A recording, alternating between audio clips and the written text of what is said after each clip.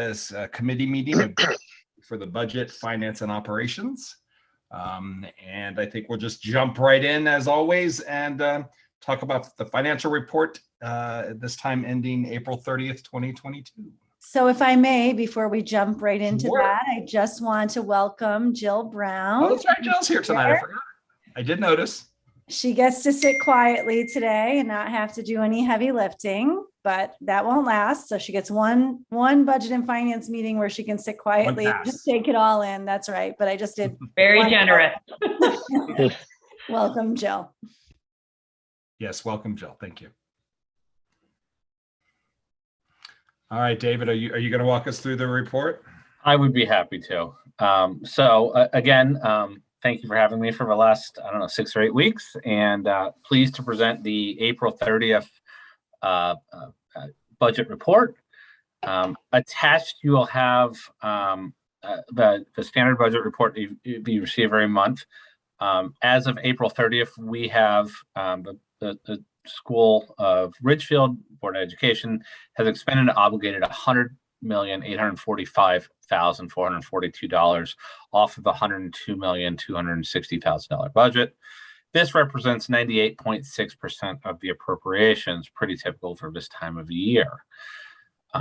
Diving into some of the category explanations, certified and non-certified salaries still make up the majority of the budget and will continue for as long as the school is here. It is roughly 60% of the operating budget. There were a number of positions that were just unfilled throughout the year.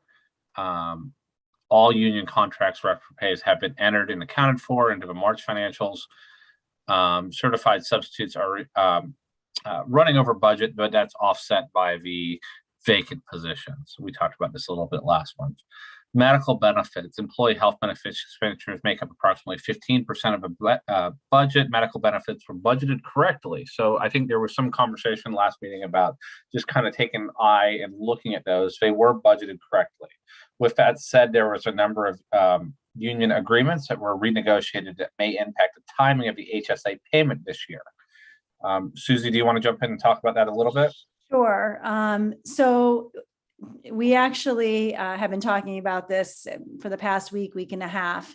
So this fall, we renegotiated our teachers' contract, our paras, secretaries, and custodians. With those contracts, what we did negotiate was the timing in which their HSA would be funded. So let me just take it a step back for a minute. Previously, we funded our faculty's HSAs at the end of June for July. Everybody, actually everyone, including the administrators.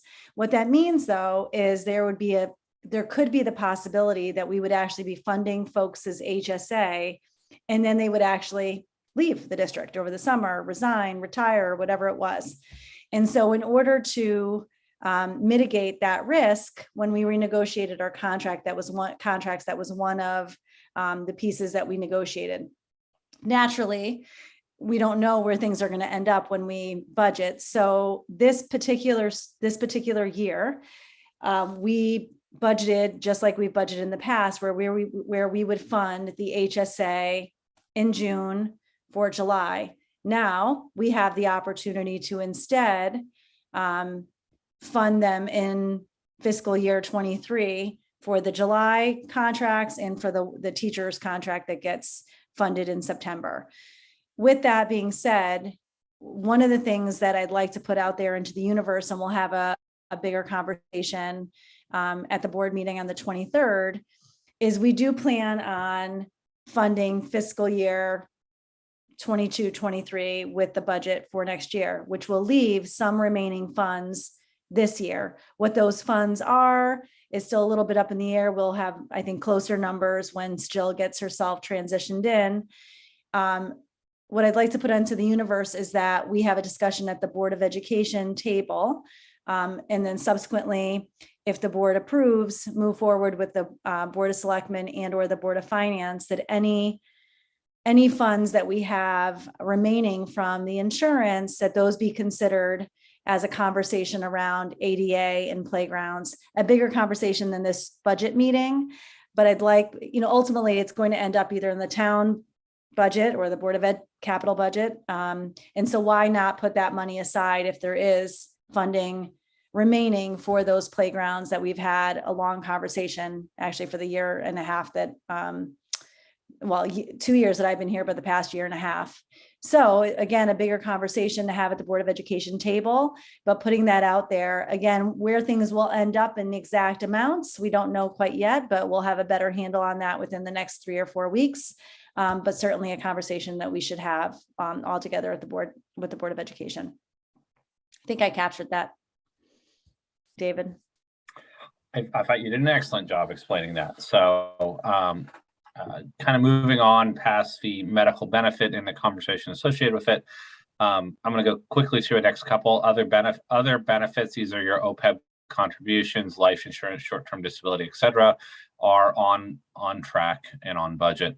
FICA Medicare, we've been paid through 22 pay periods now.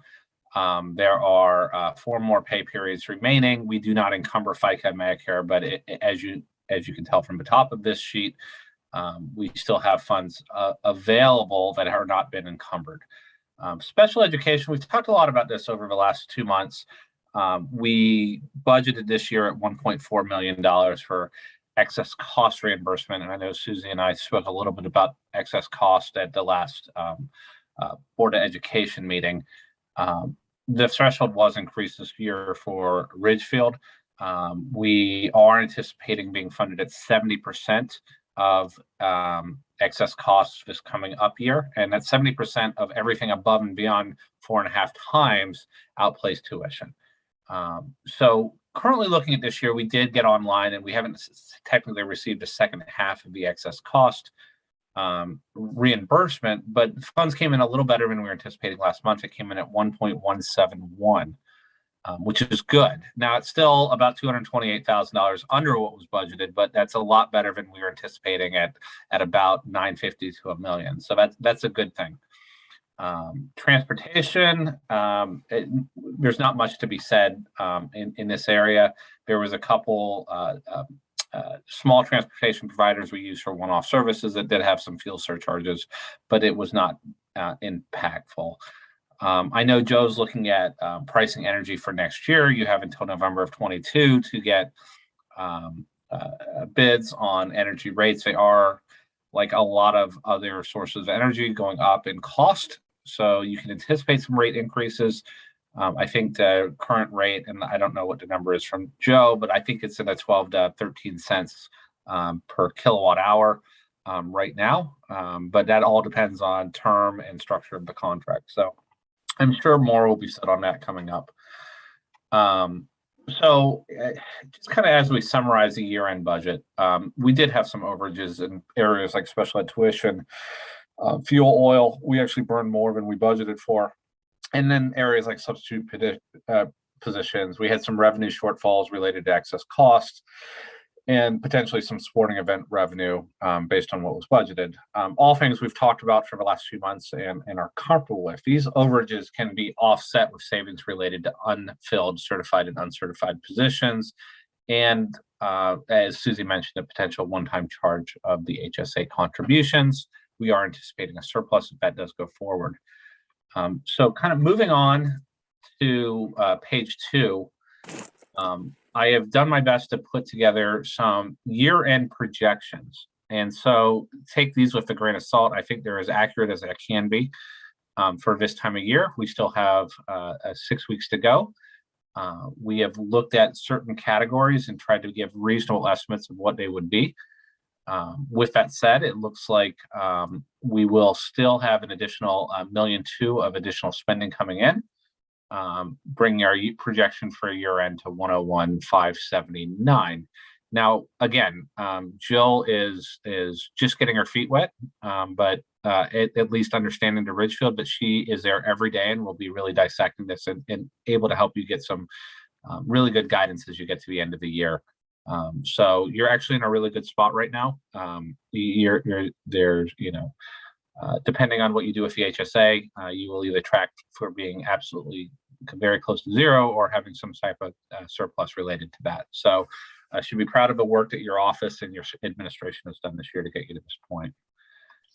There are a number of transfers, and A quick question before we get to transfers. Yeah. Do you want to yes, just stop yes, there, yes. I'm David? sorry. Yep. It's okay. Yep. So I just want to put a fine point on this because we talked about the last meeting and we saw some noise about ECR, the excess cost reimbursement being fully funded, which we now know it's not. We lost $228,739 this year from our excess cost reimbursement, and we're $823,000 over budget for special ed, nearly 20% over budget. So when they say we're fully funded, no, we're not. We're getting hurt. So That's 100% true. Mhm. Yep. And Just so want to be really, really, really clear about this, because this It's was called ECR, misinformation a yeah. week ago. And this is ECR, not ECS. They are two different metrics for those of you watching in the public. And ECR is the money that comes back to us that was budgeted more than we get. We are losing that money this year, and we will lose more of it next year, correct? that's correct. Thank you. We budgeted this year or fiscal year 23, we budgeted set in the 75%, I believe. We're at maximum going to get 70%. That, from what I understand, that is if ECR is fully funded. They did add $15 million onto the 140 and change, bringing it to 156, somewhere in there. I apologize for not having those numbers in front of me, but from what I understand, fully funded is somewhere between 175 and 200 million. Where that's going to play itself out, Liz, it's hard to know for sure, and Sean, because obviously you raised the question, it's hard to know for sure. But I know we're not going to get more than 70%. And I already know that we budgeted 75%. And that's, again, if our kids meet the threshold. Well, So- but that's against the original budget of 5.2. We lost the 228. We're 20% over that.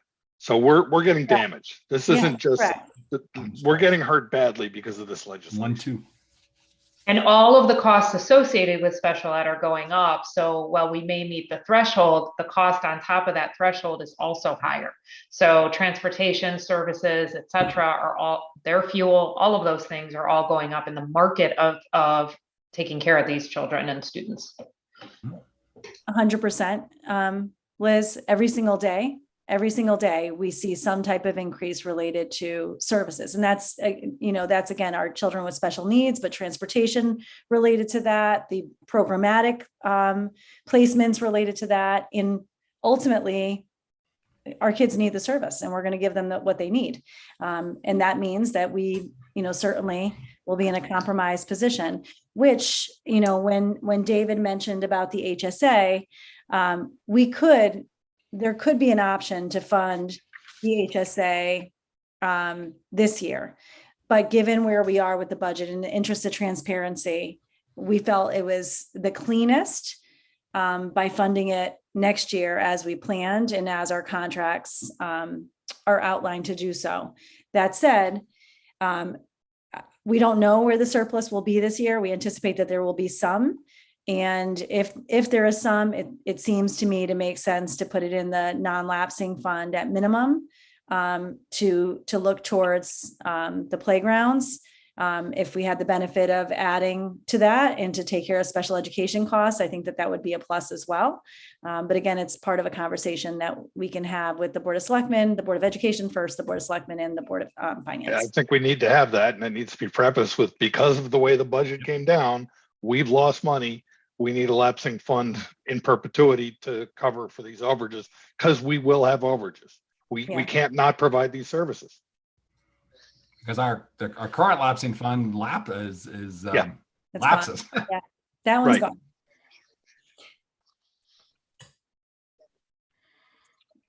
gone. Are there any other questions about the April financials summary? Are we comfortable on that before we move to transfers? Great. All right, so you actually have 2 months of transfers, and we got a little ahead of ourselves, and this is a good thing. I am transitioning out this week, actually today. This will probably be my last meeting in front of you. So I wanted to put down as many of the transfers as we've submitted and got done. So you have all of May's transfers, and then you have June through yesterday. You're seeing you normally don't see the Junes until the next Finance Committee meeting, but you're seeing what we've done thus far.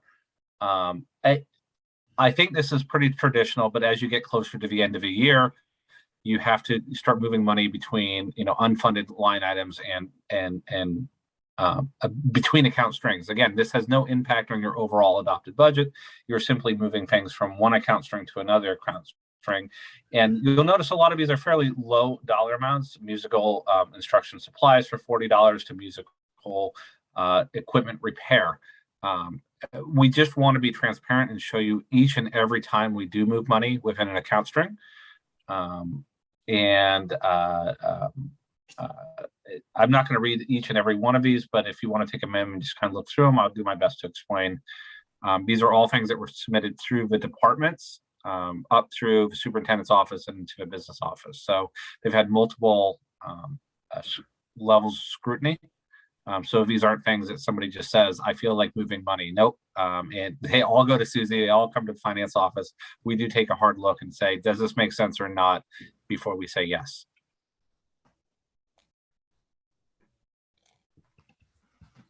Sean? Yeah, the only one that jumps out at me is the increased water use at ERMS, $1,800 of water. Seems like what happened, Joe? Not sure on that one, Sean. We'll get back to you on that, Sean, on the 23rd. Yeah, it seems like a lot of water to me, but what do I know? Yeah, the only thing that we could possibly think is with bridge there. That was kind of unplanned for and budgeted for. But I can't commit to that right now. But yeah, definitely we did see a spike. There was an increase in the usage fees as well, but not enough to make that big of a hit. And that would have applied to all the schools though too.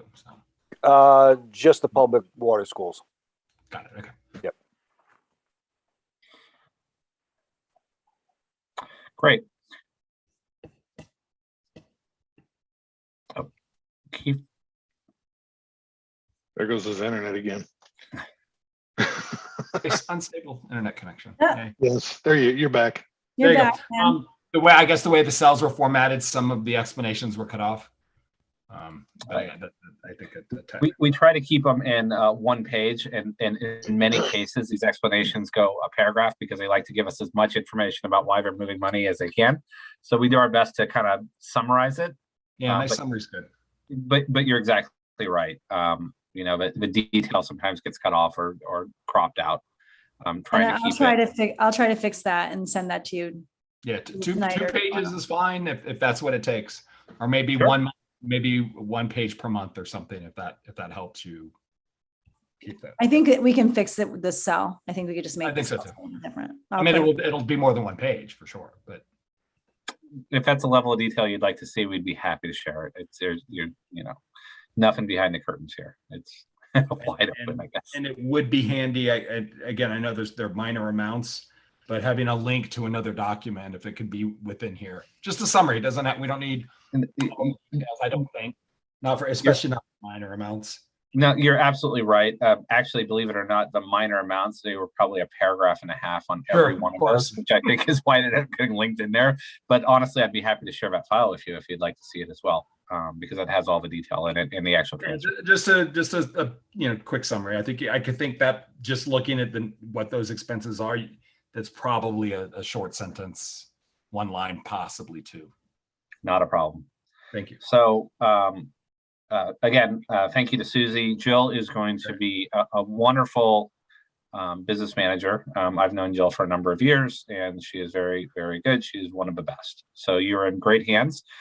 Jill and I and Susie had a chance to talk this morning and start to transition. Met with Jill this afternoon, just to kind of bring her up to speed of where we were. So I have no doubt she'll be up and running very shortly. I mean, she's day one, so give her a little bit of time to get to know the district, but you're in great hands. And it's been my absolute pleasure getting to work with you over the last 6 to 8 weeks and getting to talk to you every month. Susie knows where to find me if you ever have any follow-up questions or whatever else. But really, all the best. You have a great district, and thanks again for the opportunity. Thank you, David. We'll speak on behalf of the board in this case. To thank you very much for the time that you did spend with us. You made it at least to me, it seemed like a seamless transition. We didn't really skip a beat, and I think that's a testament to you and your abilities and what you brought to us. So thank you very much for that. You're welcome. Great. Thanks, David. Thank you. All right. Are there any other questions by any committee members? Okay. Thank you, David. I think we will adjourn, and we'll see some of you back in about 9 or 10 minutes. All right. Good night, guys. Thank you so much. Good Good night. night.